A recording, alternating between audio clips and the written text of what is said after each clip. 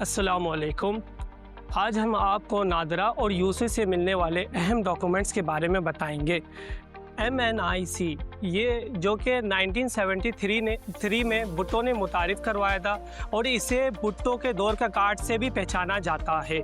इसमें आवाम को एक सिटीज़न नंबर दिया जाता है जो उसकी पहचान होती है, उसमें उसका उम्र लिखा जाती है और वो किस जगह में रहता है और उसका एड्रेस इसमें लिखी हुई होती है। अस्सलाम वालेकुम।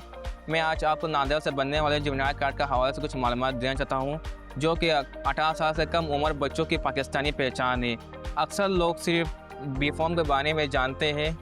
जुवेनाइल कार्ड जिसमें बच्चों की तमाम तफसीलात मौजूद होता है और तमाम बायोमेट्रिक मौजूद होता है। जुवेनाइल कार्ड बिल्कुल बड़ों के CNSE की तरह ही होता है और ये बच्चों के लिए बहुत अहमियत रखता है। तो मुख्तसर ये है कि जुवेनाइल कार्ड बनाना बच्चों के लिए मुस्तकबिल और मजबूत शनाख्त की तरफ पहला कदम होता है। अस्सलाम वालेकुम। मैं आज आपको डेथ सर्टिफिकेट के बारे में बताऊंगी। डेथ सर्टिफिकेट यानी कि वफात का सर्टिफिकेट। ये सर्टिफिकेट सरकारी मामलात में बहुत ज़रूरी होता है। ये यूनिक कौंसिल से बनवाया जाता है। इसमें मरहूम की तस्दीक की जाती है, जैसे कि मरहूम का नाम, मरहूम का शनाख्ती कार्ड नंबर, तारीख़ पैदाइश, तारीख़ वफ़ात और तदफीन मकाम जहाँ पर उसकी कब्र बनाई गई है, और इसमें उसके वालिदैन की मालूमात भी दर्ज होती है। ये सर्टिफिकेट सरकारी और कानूनी मामलात में बहुत ज़रूरी होता है, जैसे कि विरासत के मामलात में, बैंक अकाउंट बंद करवाने के लिए, और नादरा में अपडेट करवाने के लिए, यानी कि नादरा से अपना शनाख्ती कार्ड कैंसिल करवाने वगैरह वगैरह के लिए। अस्सलाम वालेकुम। मैं आज आपको नादरा कैंसिलेशन सर्टिफिकेट के बारे में बताऊंगा, जो कि किसी भी पाकिस्तानी शहरी के फौत होने की सूरत में मिलता है। सबसे पहले हम यूनियन कौंसलर से सर्टिफिकेट मिलता है और ये फौत सर्टिफिकेट को लेके जाएंगे नादरा से हमें कैंसिलेशन सर्टिफिकेट मिलेगा।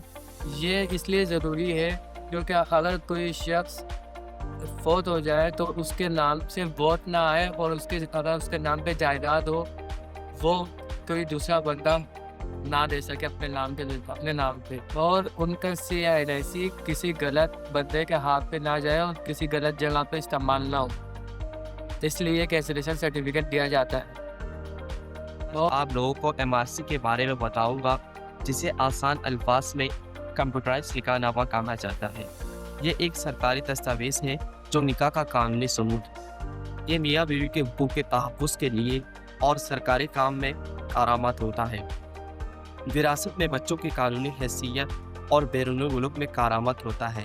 इसको बनाने के लिए ज़रूरी है दुल्हा और दुल्हन का शनाख्ती कार्ड का कॉपी, 2 गवाह, निकाह रजिस्ट्रार और निकाहनामा। ये निकाह के बाद निकाह रजिस्ट्रार के ज़रिए यूनियन कौंसिल से हासिल किया जाता है। ये एक सरकारी सर्टिफिकेट है जो मुस्तकबिल के मसाइल से बचाता है। अस्सलाम वालेकुम। मैं आज आपको बी फॉर्म के बारे में बताऊंगा। बी फॉर्म, जिसे चाइल्ड रजिस्ट्रेशन सर्टिफिकेट भी कहा जाता है, और ये नादरा की तरफ से जारी होता है। इसका मकसद बच्चे के रिकॉर्ड को नेशनल डेटाबेस में महफूज करना होता है। बी फॉर्म के 3 कैटेगरीज होते हैं। पहला, बच्चे की पैदाइश से 3 साल तक सादा बी फॉर्म बनता है। दूसरा, 3 साल से लेकर 10 साल तक का जो बी फॉर्म बनता है उसमें बच्चे की तस्वीर शामिल होती है। फिर 10 साल से लेकर 18 साल तक बी फॉर्म दोबारा अपडेट होता है, जिसमें बच्चे की तस्वीर और फिंगरप्रिंट, बायोमेट्रिक फिंगरप्रिंट लिया जाता है। और इसके बाद बच्चा जब 18 साल का हो जाता है तो बी फॉर्म अपने आप खुद ब खुद एक्सपायर हो जाता है। मैं पैदाइशी सर्टिफिकेट के बारे में बताऊंगी। ये यूनियन कौंसिल से मिलता है। जब कोई पैदा होता है उसकी बर्थ रजिस्टर करनी पड़ती है। BRC में ये डिटेल्स होती है, place of birth, date of birth, applicant का नाम और पेरेंट्स के नेम होते हैं। BRC के ऊपर एक यूनिक नंबर होता है, उसे CRMS नंबर कहते हैं। जब कोई पैदा होता है तो ये उसकी फर्स्ट ID डॉक्यूमेंट होती है। अस्सलाम वालेकुम। मैं आज आपको CNSE के बारे में बताऊंगा, जो एक कौमी कार्ड है जो हर पाकिस्तानी शहरी के लिए ज़रूरी होता है। ये CNSE नादरा से बनता है, जिसमें शहरी का नाम, उसके वालिद का नाम, तारीख़ पैदाइश और पता लिखा होता है। CNSE 18 साल की उम्र में बनता है। CNSE में एक मुनफरिद शनाख्ती कार्ड नंबर दर्ज होता है जो शहरी की शिनाख्त जाहिर करता है।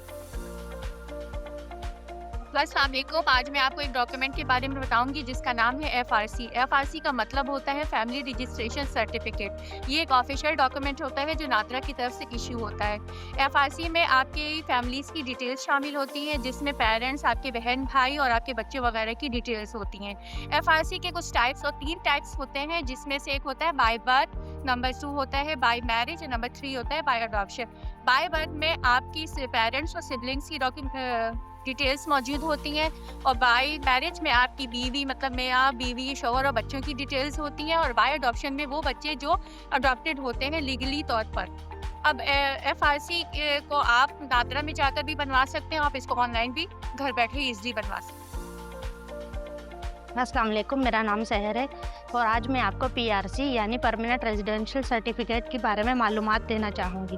परमानेंट रेजिडेंशियल सर्टिफिकेट वो होता है जो हम किसी यूसी ऑफिस से बनवाते हैं अपने इलाके के, यानी हम किसी इलाके में 5 साल या इससे ज़्यादा का अरसा गुजारते हैं तो हमें यूसी ऑफिस वाले ये सर्टिफिकेट बना के देते हैं ताकि हमारा डोमिसाइल और पीआरसी बआसानी बन सके। शुक्रिया।